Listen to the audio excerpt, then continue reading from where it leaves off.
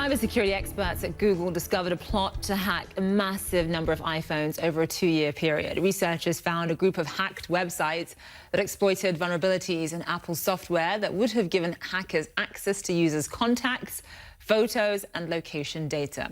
Google alerted Apple on February 1st, and the company updated its software 6 days later. Apple prides itself on its privacy efforts. One of its latest ad campaigns even used a slogan, "What happens on your iPhone stays on your iPhone." CEO Tim Cook has said time and time again that privacy is vital to the company's mission statement. We've always been very deeply committed to people's privacy. We've always viewed it as, in the United States, we viewed it as a fundamental civil liberty. I mean, these things are guaranteed to us, because our forefathers had the vision to know how important this was. So that to us, it's a basic human right. Well, I think the privacy thing has gotten totally out of control. And I think most people are not aware of who is tracking them, how much they're being tracked, and sort of the large amounts of detailed data that are out there about them. CNN's Ahiza Garcia joins us live now from San Francisco. So Ahiza, thank you so much for being with us. So what is the most important thing at this point that iPhone users need to know? Update your phone.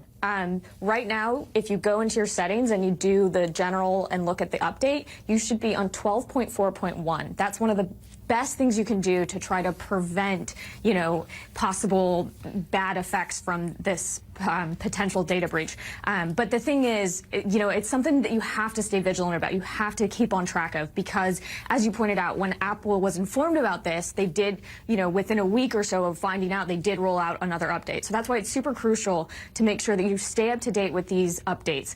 But the other thing too, the biggest problem about this is that we have no idea how many people were affected, what websites were being used. There are so many questions, was I affected? Were you affected?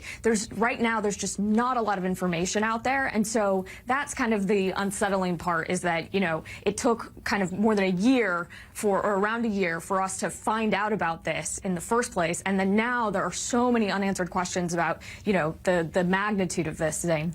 Yeah, Ahiza, that's really what makes it most alarming. So how was this potential hack uncovered by Google? So essentially, they kind of, discovered it, and they detected that there were about 14 different points where this exposure had happened and where information might have been compromised. But essentially, it wasn't actually people trying to hack into phones. It was accessing a website that had been affected. And then that was how, just by simply accessing that, and again, we don't know what websites these were, but potentially thousands of visitors were coming to these websites. So, big traffic, potentially big ramifications. But so essentially, by simply visiting whatever these websites were, that was how the, breach was being propagated to phones. Is there any way to know? I mean, you mentioned that there's so much we don't know. Is there any way to actually find out whether, say, you or I were affected by this? At this point, it's unclear. We're still, we've reached out to both Google and Apple to try to get more information. But so, as we have that, we will continue to update the viewers and the general audience. But right now, it's really unclear to know who was affected. But the biggest thing you can do to ensure that, from here forward, your phone is a little more protected is to make sure that you stay up to date with updates.